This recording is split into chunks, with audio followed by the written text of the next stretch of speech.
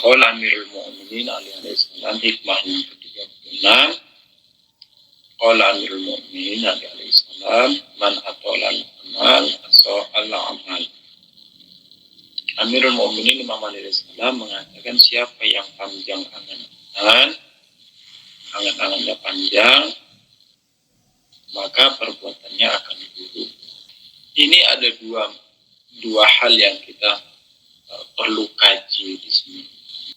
Ada dua hal yang kita perlu kaji. Yang pertama, apakah pernyataan Amirul Mu'minin Imam Ali alaihi salam ini bermaksud untuk menjelaskan banyaknya, yakni keseringannya terjadi demikian, atau menjelaskan tentang sebab akibat, di mana dua hal ini bisa berbeda. Kalau maksudnya, seandainya maksudnya Amirul Mu'minin Imam Ali alaihi salam itu adalah seringnya bahwa untuk memahami hadis ini, karena hadisnya agak rumit, kita perlu pendekatan yang lebih hati-hati. Ketika dikatakan siapa yang angan-angannya panjang, maka perbuatannya akan buruk. Ini maksudnya apa? Siapa yang angan-angannya panjang, maka perbuatannya akan buruk. Ini kita lihat. Apakah maksudnya Amirul Mu'minin Imam Ali alaihi salam ini bermakna seringnya demikian, atau bermakna ini adalah sebab akibat? Ini dua hal yang berbeda. Tinjauan yang pertama, jika maksudnya Amirul Mu'minin adalah tentang seringnya terjadi demikian, yakni seakan-akan Imam Ali alaihi salam itu orang bilang gini, kebanyakan, seakan-akan maksudnya adalah kebanyakan atau seringnya bahwa orang-orang yang angan-angannya panjang, maka dia akan melakukan keburukan. Nah, seringnya. Ini seringnya orang-orang yang memiliki angan-angan yang panjang atau orang-orang yang berangan-angan panjang akan melakukan hal yang buruk, perbuatannya akan buruk. Ini bermakna seringnya. Atau makna yang kedua. Makna yang kedua apa? Makna yang kedua adalah sebab akibat. Sebab akibat itu apa? Sebab akibat itu adalah sesuatu yang pasti terjadi dan tidak mungkin tidak demikian. Jadi kapan saja sebab ada, maka akibat pasti ada. Sehingga makna hadis akan menjadi begini. Jadi siapa saja yang berangan-angan, maka pastilah perbuatannya akan buruk. Kenapa? Karena angan-angan yang panjang itu adalah sebab dan perbuatan buruknya adalah akibat. Angan-angan yang panjang adalah sebab atas perbuatan yang buruk. Sehingga ketika sebabnya ada, maka akibat akan terjadi. Artinya, ketika orang berangan-angan panjang, maka dia pasti akan melakukan pekerjaan yang buruk. Jadi bukan seringnya, bukan. Melainkan selamanya demikian.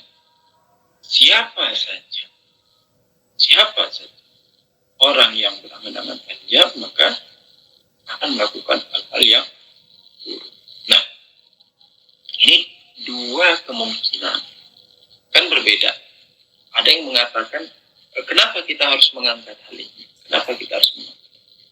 Karena mungkin dari kita akan bertanya, sebagian dari kita akan bertanya, ini maksudnya Imam Ali alaihi salam mengatakan, man atolal amal asa'al amal. Siapa yang berangan-angan panjang, maka dia akan melakukan perbuatan yang buruk. Apakah harus demikian? Atau misalnya, kita melihat ada kok orang yang memiliki angan-angan panjang, tapi dia tidak melakukan hal yang buruk. Kan mungkin kita akan mengiskal begitu. Mungkin kita akan bertanya begitu. Ada kok orang berangan-angan panjang, tapi dia tidak melakukan hal yang buruk. Atau, Bisa saja orang berangan-angan panjang, tetapi tidak melakukan hal yang buruk. Bisa saja kita bilang begitu kan. Kita bilang mungkin saja, bisa saja bahwa orang berangan-angan panjang, tapi tidak melakukan hal yang buruk. Nah, kalau kita memaknai yang pertama, kemungkinan yang pertama, kita memaknai hadis bahwa hadis ini bermaksud menjelaskan kemungkinan bermaksud menjelaskan seringnya terjadi demikian. Nah, kalau dia sebagai sebab akibat, itu makna yang kedua, kemungkinan yang kedua. Kalau kita memaknai hadis bahwa maksud dari perkataan Imam Ali alaihissalam ini bermaksud menyampaikan seringnya terjadi demikian, maka kita bisa saja mengatakan bahwa bisa saja seseorang dia berangan-angan panjang, tapi dia tidak melakukan hal yang buruk. Kenapa? Karena maksudnya man atolal amal asal amal, ini seringnya demikian. Yani tidak selamanya, yani tidak seluruhnya. Yakni tidak seluruhnya orang-orang yang berangan-angan panjang akan melakukan hal yang buruk. Melainkan maksudnya adalah seringnya orang-orang yang berangan-angan panjang, maka dia akan melakukan hal yang buruk. Seringnya, tidak selamanya. Tidak setiap orang yang melakukan angan-angan panjang akan melakukan hal yang buruk. Tidak. Melainkan sebagian besar saja. Nah, ini jika kita memaknai yang artinya ketika kita memaknai yang pertama, maka bisa saja sebagian orang itu berangan-angan panjang, namun dia tidak melakukan hal yang buruk. Nah, ini bisa. Namun jika kita memaknai hadis tersebut dengan sebab akibat, apa itu sebab akibat? Yakni siapa saja, barang siapa yang berangan-angan panjang, maka pasti dia akan melakukan hal yang buruk. Nah, ini tidak akan berlaku. Iskalan kita tadi itu tidak akan berlaku. Iskalan kita tadi mengatakan bisa saja sebagian orang dia berangan-angan panjang, tapi tidak melakukan hal yang buruk. Nah, ini tidak berlaku lagi. Kenapa? Karena kita katakan barang siapa. Yani siapa saja yang berangan-angan panjang, dia akan melakukan hal yang buruk. Nah, ini sebab akibat. Ketika sebab akibat, maka tidak ada pengecualian. Ketika sebab akibat, tidak ada pengecualian. Seperti kita katakan, kapan saja hujan turun, bumi akan basah. Tidak ada pengecualian. Ketika hujan turun, bumi pasti akan basah. Bukan bermaksud seringnya begitu. Kan bisa saja orang memaknai seringnya bahwa kalau hujan turun bumi basah. Tetapi bisa saja kemungkinan hujan turun tapi bumi nggak basah. Kalau bermakna seringnya, tetapi kita tidak mengatakan seringnya. Melainkan ini adalah sebab akibat. Nah, hadis ini bagaimana? Apakah hadis ini bermakna seringnya ataukah hadis ini bermakna sebab akibat? Kalau kita melihat hadis ini bermakna sebab akibat. Yakni hadis ini bermakna sebab akibat, bukan seringnya. Kenapa demikian? Karena di dalam bahasa Arab ada yang disebut dengan kalimat syartiyah. Di dalam bahasa Arab ada yang disebut dengan kalimat syartiyah. Apa itu kalimat syartiyah? Kalimat syartiyah itu yakni kalimat bersyarat.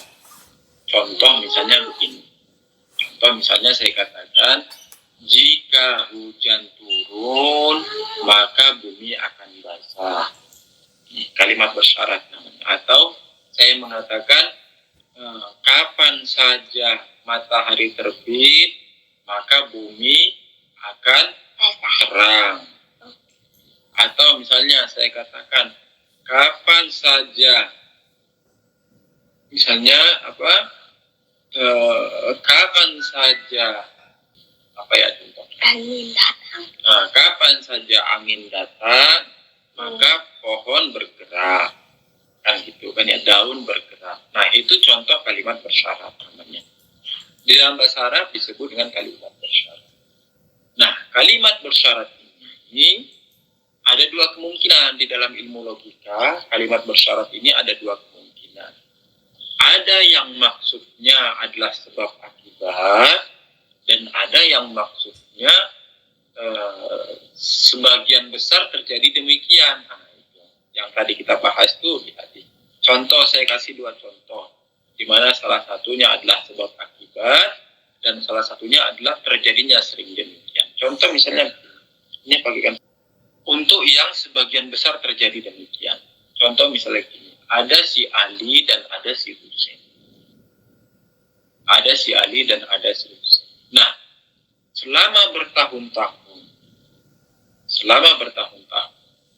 setiap si Ali ketemu dengan si Husain, maka durian akan jatuh. Misalnya gitu. Kapan saja, berkali-kali, yakni sudah 20 tahun, kapan saja si Ali ketemu dengan si Husain, durian jatuh. Ini setiap kali si Ali dan si Husain bertemu, maka durian jatuh. Nah, kita lihat, apakah, ini kan juga kalimat bersyarat ini, yakni kapan saja si Ali dan si Husain bertemu, maka durian jatuh. Kita lihat apakah ini sebab akibat atau ini bermakna seringnya demikian. Ternyata setelah kita teliti, setelah kita pelajari, ini bukan sebab akibat, melainkan ini seringnya demikian. Yakni seringnya bahwa selama 20 tahun ini, setiap si Ali ketemu sama si Husain, duriannya jatuh. Tetapi ini bukan bermakna, hal ini bukan bermakna bahwa pertemuan si Ali dan si Husain adalah sebab atas jatuhnya durian, bukan. Yakni tidak ada hubungan sebab akibat antara pertemuan Ali dan Husain dengan jatuhnya durian. Dengan demikian kita melihat, oh berarti kalimat bersyarat ini bukan kalimat bersyarat sebab akibat. Contoh lagi misalnya biar lebih paham. Misalnya Pak Ali sama Pak Hari. Selama bertahun-tahun, sudah 30-40 tahun, setiap kali Pak Ali menyebut nama Pak Hari, langsung ada geledek. Kapan saja contoh ini, kapan saja Pak Ali menyebut nama Pak Hari, langsung ada geledek. Kan? 40 tahun begitu. Ini kapan saja nyebut nama Pak Ali, geledek. Pertanyaannya, apakah penyebutan nama Pak Hari yang dilakukan oleh Pak Ali Sadewo itu adalah sebab bagi adanya geledek? Kita katakan tidak. Penyebutan nama Pak Hari yang contoh tadi yang paling, yakni penyebutan nama Pak Hari yang dilakukan oleh Pak Ali Sadewo itu bukan sebab atas terjadinya halilintar, bukan. Melainkan apa? Yakni seringnya terjadi demikian. Setiap kali Pak Ali menyebut nama Pak Hari, geledek ada. Nah, itu istilahnya, atau istilahnya kalau kita bilang di Indonesia itu kebetulan. Nah, seringnya demikian, yakni apa? Yakni kebetulan. Kebetulan seringnya kalau Pak Ali menyebut nama Pak Hari, ada geledek. Nah, itu satu contoh atau satu bidang dari kalimat bersyarat. Ada bidang yang kedua, ada bagian yang kedua. Kalimat bersyarat yang dia menunjukkan sebab akibat. Contoh misalnya, kapan saja hujan turun, bumi akan basah. Nah, ini sebab akibat. Kenapa? Karena basahnya bumi dikarenakan hujan yang turun ke bumi. Maka kapan saja hujan turun, pasti bumi akan basah. Atau misalnya, kapan saja matahari terbit, maka bumi akan terang. Kenapa? Karena terangnya bumi ini karena adanya cahaya yang diberikan oleh matahari. Nah, ini berarti terangnya bumi dan basahnya bumi diakibatkan oleh terbitnya matahari dan juga diakibatkan oleh hujan yang turun. Nah, Sekarang pertanyaan, hadis ini gimana? Man atolal amal asa al amal. Siapa yang angan-angannya panjang, maka perbuatannya akan buruk. Apakah dia bermakna yang pertama tadi? Apa yang pertama itu? Yang pertama itu bahwa dia bermakna keseringannya atau kebetulannya saja demikian. Yakni kebetulan kalau orang berangan-angan panjang, maka dia akan melakukan hal yang buruk, seringnya demikian, bukan sebab akibat. Apakah ini maknanya? Atau maknanya bahwa sebab akibat, artinya apa? Artinya angan-angan yang panjang akan mengakibatkan orang melakukan hal yang buruk. Sehingga kapan saja orang berangan-angan panjang pasti akan melakukan hal yang buruk. Kenapa? Karena ini sebab akibat, yakni angan-angan panjang menjadi sebab atas terjadinya perbuatan buruk. Apakah yang ini? Jadi ada dua kemungkinan. Kalau kita melihat hadis ini secara zahir, maka dia bermakna yang kedua. Apa itu makna yang kedua? Bermakna sebab akibat, yakni siapa saja yang berangan-angan panjang, maka pastilah dia akan melakukan hal yang buruk.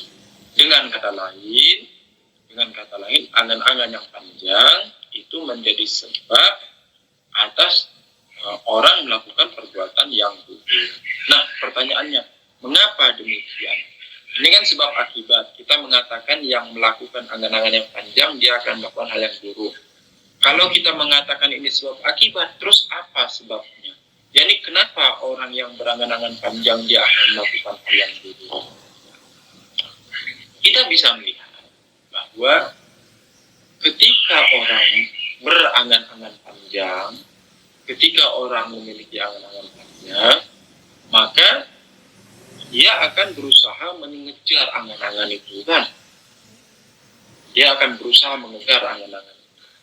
Sebelumnya saya sudah pernah kasih contoh ke antum tentang angan-angan panjang itu. Gimana sih angan-angan panjang itu? Angan-angan panjang itu antum pakai topi, terus di topinya itu dikasih lidi, terus di ujung lidinya itu sepanjang sejengkal, terus di ujungnya dikasih uang $100. Angan-angan itu seperti itu, yakni antum bakal ngejar terus sampai mati, nggak habis-habis. Nah, orang yang berangan-angan panjang, dia akan mengejar itu semua. Yakni tahun depan saya harus punya mobil, tahun depan saya harus punya rumah, tahun depan saya harus punya yayasan, tahun depan saya harus bangun pesantren, tahun depan saya harus begini, tahun depan saya harus jadi ini, tahun depan harus begini, tahun depan buka perusahaan ini, tahun depan buka bidang ini, terus gitu. Begitu banyaknya yang dia lakukan, begitu banyaknya yang dia angan-angankan, sehingga apa? Sehingga dia akan melakukan apa saja demi tercapainya angan-angan itu.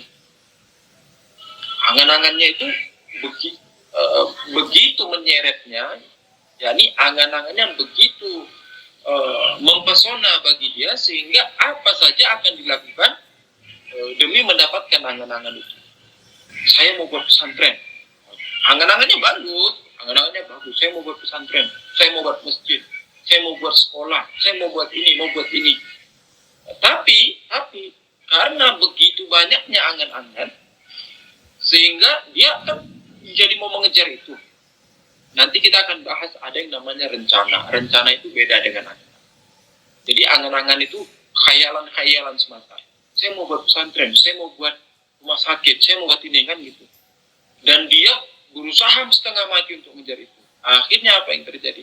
Akhirnya yang tidak semestinya dia lakukan, dia lakukan. Yang semestinya dia jauhi, dia lakukan.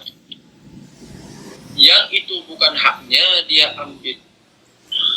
Yang itu hak orang lain, dia rampas. Ini orang yang mengejar angan-angan melakukan hal ini. Kenapa? Karena angan-angan itu bagaikan yang uang yang $100 di depannya. Yani terus, uang itu terus menari di depannya. Seakan-akan mengatakan, ayo sini, gapai aku. Dan dia terus mengejar. Nah ini.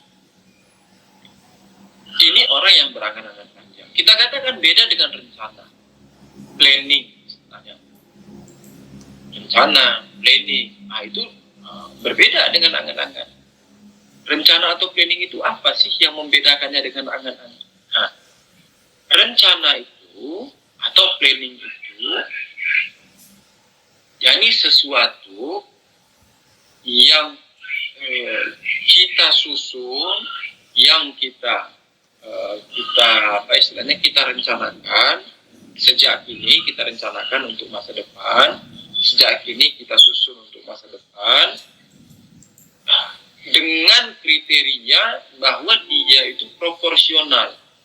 Yakni kita mengetahui bahwa, contoh misalnya ya, kita tahu bahwa untuk membangun rumah, kita mampu dalam tahun depan kita membangun rumah. Jadi kita menyadari bahwa saya mampu untuk membangun rumah sampai tahun depan. Ini satu. Selain itu apa? Selain itu kita juga tahu bahwa kebutuhan rumah itu adalah hal yang darurat bagi kita. Bahwa saya betul-betul butuh terhadap rumah itu. Rencana tadi apa kita ulangi? Rencana itu bahwa yang pertama kita menyusun untuk masa depan. Jadi kita mau bedain ini rencana dengan angan-angan panjang. Rencana itu kita menyusun rencana di masa depan, tetapi dia proporsional. Apa itu proporsional? Yakni kita tahu bahwa kita mampu untuk melaksanakannya, itu satu. Yang kedua, dan kita tahu bahwa kita membutuhkan hal itu. Yakni bukan sebatas syahwat saja, melainkan hal itu darurat bagi kita. Contoh misalnya, saya tidak punya rumah sekarang, dan saya butuh rumah. Dan saya kalau bekerja, misalnya seminggu dengan jadwal berapa jam dalam sehari, dengan penghasilan sebulan segini, maka saya bisa dalam setahun bisa membangun rumah. Jadi sudah disusun dengan rencana. Nah, itu bagus, itu baik, itu cita-cita yang baik, itu cita-cita yang bagus. Kenapa? Karena dia melakukan sesuai kebutuhannya, sesuai darurat dirinya. Dan dia sudah menyusun dengan rinci bagaimana cara untuk mewujudkan hal itu. Bukan sebatas angan-angan saja. Segala sesuatu yang kita rencanakan dan tidak proporsional serta tidak darurat bagi kita, maka itulah yang dimaksud dengan angan-angan yang panjang. Jadi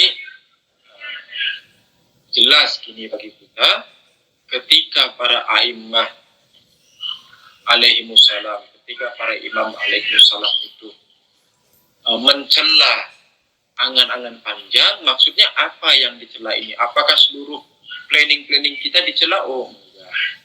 Yang dicela oleh para imam alaihimussalam itu adalah planning-planning, adalah rencana-rencana, adalah angan-angan di mana yang pertama dia tidak proporsional, dan yang kedua hal itu tidak dibutuhkan bagi kita, yaitu itu tidak darurat bagi kita. Maka ini dicela. Ini disebut dengan angan-angan panjang. Ini yang dicela oleh Pak Imam. Tetapi kalau itu proporsional, yakni awalan kita sudah menyusun dengan baik, bahwa kita mampu melaksanakannya. Sudah diatur dalam setiap bulan, kalau saya menyisihkan segini, dalam setahun saya bisa dapat segini, maka ini bisa saya buat bangun masjid misalnya. Ini satu. Dan yang kedua, kita melihat bahwa kita butuh terhadap masjid. Orang Syiah belum punya masjid, dan bagus kalau punya masjid, dan baik kalau punya masjid, dan dianjurkan bangun masjid. Dan kalau kita membuat masjid, tidak akan menghancurkan kita sendiri, tidak akan dibakar, kita tidak akan dibunuh oleh orang-orang Sunni dan sebagainya itu. Nah, sudah direncanakan dengan baik, ini barulah disebut dengan rencana yang matang. Inilah yang disebut dengan rencana yang matang, dan ini tidak dicela. Ya, akhir insyaallah kita lanjut lagi minggu depan. Mari kita kirimkan hadiah untuk saudara-saudara kita, mukminin, mukminah di mana saja berada. Orang-orang yang sakit, semoga Allah menyembuhkan mereka, khususnya dari keluarga Fariza. Terus untuk para ulama-ulama kita, asatidz kita, khususnya Ma'un Ustaz Hasan Abu Ammar, rahimahullah, untuk Kang Jalal, untuk Ustaz Toha, marhum Ustaz Toha, untuk marhum Ustaz Husin Habsyi, marhum Ustaz Ahmad bin Abu Bakar, untuk marojib dan ulama kita, khususnya Imam Khomeini, Ayatullah Allamah Sazadi Umuri, Allamah Tabatabai, dan untuk para ulama yang masih hidup, Ayatullah Jawadi Umuri, Ayatullah Nuwaiji, Ayatullah Hasan Rizani, dan terkhusus untuk Rahbar Mu'azzab Hafizahullah, dan juga untuk keselamatan imam zaman Akhirullah Farajul Syarif, kita kirimkan sholawat dan fatihah. Allahumma Muhammad wa ali Muhammad wa ajil barakatuh. Bismillah. Saya akhiri bila taufiq wal hidayah. Assalamualaikum warahmatullahi wabarakatuh. Sekali lagi saya mohon maafnya dan kehalalannya mohon dihalalkan, mohon dimaafkan, jangan diterima di akhirat. Saya sudah dalam waktu dan telah datang, mohon maafnya ya.